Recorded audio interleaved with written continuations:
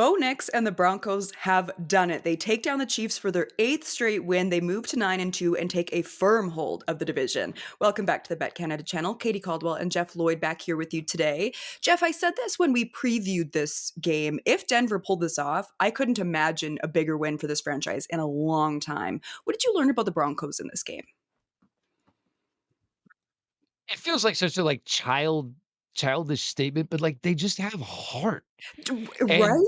they just and week in, week out, and, I guess I will never probably pick Denver because I don't wanna feel like I'm gonna put a hex on them.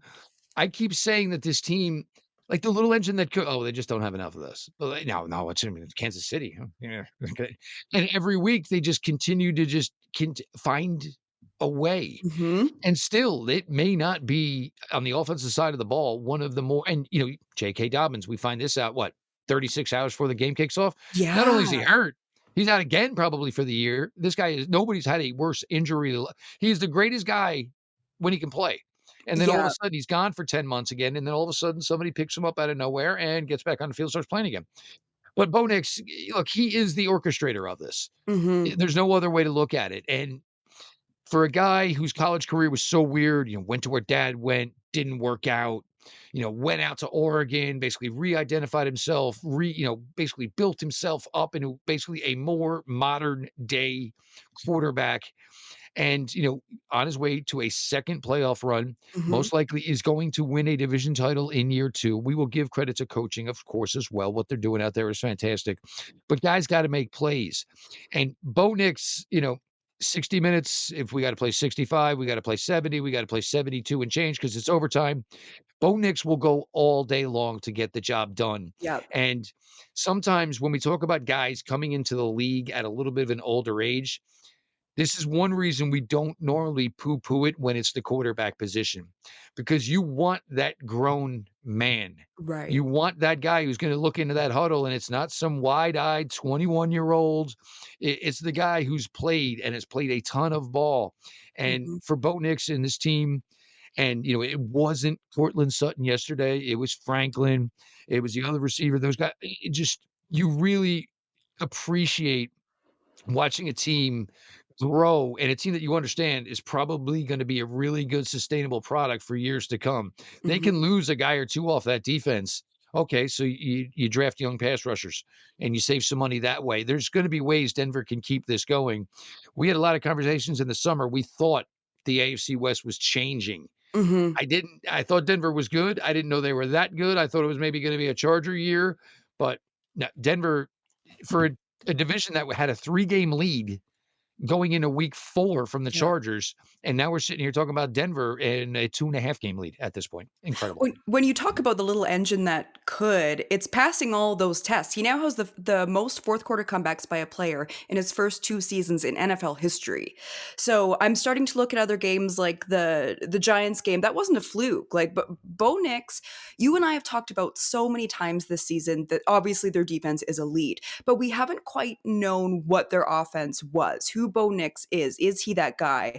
This was a good Bo Nix game and one of his most complete games of the season. And Jeff, this is against a Spags defense. Like, we saw a much more explosive Broncos offense in this one. And coupled with that defense, man, I wouldn't want to be going up against them. No, and the other thing is, look, Denver's not an easy place to play, and right No, now, you're right. guess where these games are going to be played? They're going Hmm. to be played in Denver. They obviously play well in their own environment. Their environment is not easy for any potential opponent. They do not back away from anybody.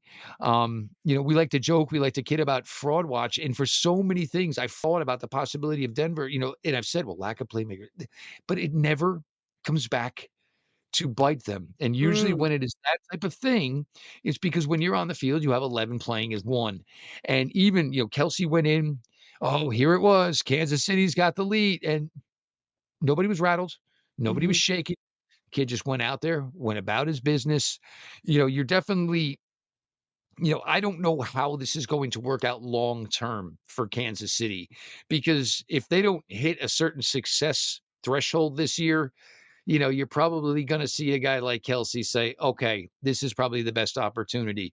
So you're gonna see a big shift probably within Kansas City, Mhm. where Denver, it's younger guys, mid-20s guys, and you can see that this is gonna be a thing for at least another 3, 4, 5 Oh, yeah. seasons because it's all gonna line up. They've got all the impact positions satisfied. You just rotate in guys afterwards, and you have got a leader like in Bo Nix, and there's nothing stylish about it. There's nothing really flashy about it. It's definitely, an old school vibe Yes, it to is. Bo Nix, and it's kind of refreshing because you don't see that much type anymore. Everybody Mhm. else is more boisterous and out there. He dresses like a Sunday school teacher, for God's sakes.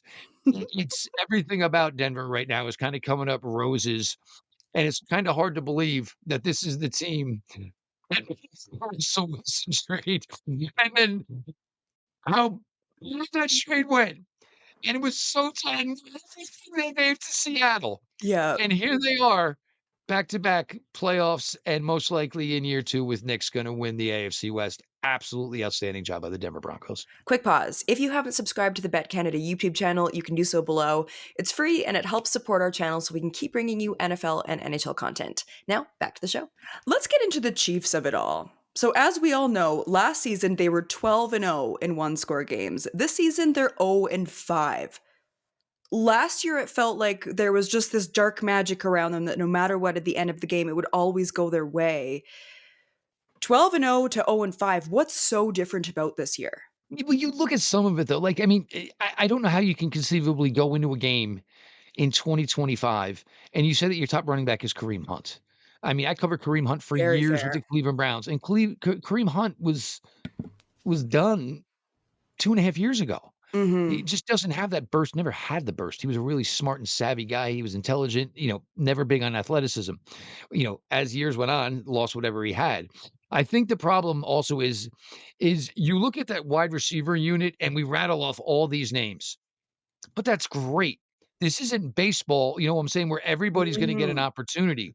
There needs to be a solid core of who your dudes are and who your dudes are not. Rasheed Rice needs to be on the field every single play. Xavier Worthy needs to be on the field every single play. And when you have that much depth, obviously it's with the understanding for some of these guys to come here. I'm going to play, right? Okay, as long as I'm going to play, then I will come here. Otherwise, I will go somewhere else. So they get their hands tied where they're kind of, in bed that they have to give some guys some opportunities when ideally the ball should be thrown to nobody other than Xavier Worthy, Rasheed Rice, or Jason Kelsey. I mean, Travis Kelsey, Travis plain Kelce. and simple. Yes. You can throw it to Jason too. Why not? But that is the way it should be for Kansas City, and it's not. And to be completely fair about all of this, even the greatest teams and the greatest runs, there was a year where it didn't go right. Something Mm. happened. And look, even where they're sitting right now, they could still sneak their way in to a wild card. That can certainly happen for Kansas City. They could, but it's getting late early for Yes, them. it is. There's no question about it. But, anybody knows, okay, I mean, basically in Kansas City, okay, well, it's January now. And that Mm. does mean something inside that. But, all these other teams that never been there, oh, well, we just decided, we had to look at it like, playoffs started early. No, no, no. You don't know what that means. Kansas City, they know when the playoffs are. So they know, understand now elimination could be right here at the front door, just waiting to come on in. But eventually, in order to adapt and grow and possibly get better, that usually happens because you fell down, not Mm. because you rose up. And, sometimes in your weaker moments are when you kind of find your true identity. And that could be something where Kansas City is going to have to look hard in the mirror here, as this season closes, and maybe they don't make an opportunity to get a game. Because you got to keep in mind, they did lose a game with a team like Jacksonville, who could come down Mhm. to a tiebreaker with the Jacksonville Jaguars, and you lost it, obviously. So, for Kansas City, I think a lot of people thought it was coming soon. I don't know if a lot of people thought that maybe we'd get to December and be like, well, and that's it. Chiefs aren't making the playoffs. At least we thought maybe we'd make it to week 18.